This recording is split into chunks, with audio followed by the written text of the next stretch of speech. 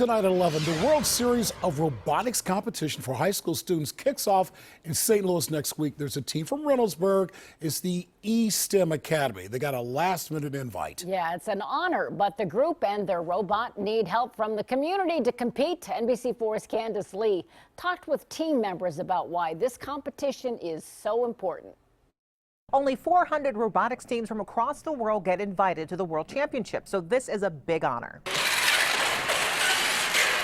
5 years ago, the first robotics team here in Reynoldsburg schools began designing and building robots for competition. We had no tools. We didn't even have screwdrivers. So we've been able to, in 5 years, progress to the point where we're building in our fab lab. Hard work made team Technical Difficulties, as they call themselves, competitive, garnering awards for best design and ranking third in the state.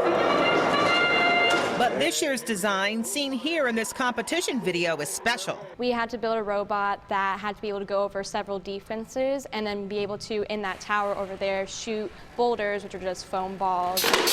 A robot good enough to get an invite to the World Championships in St. Louis. We were on a wait list to go to the World Championship, and a team wasn't able to go, so they pick a random team off that list, and we were chosen. But the trip isn't cheap. $10,000 is needed before next Wednesday, when Team 4085 must travel. $5,000 just for the entry fee.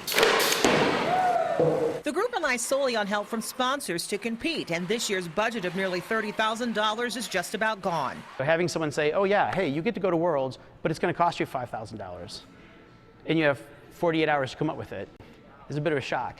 But it's a dream trip for these kids, which could pay off in college. It's a once-in-a-lifetime opportunity for us.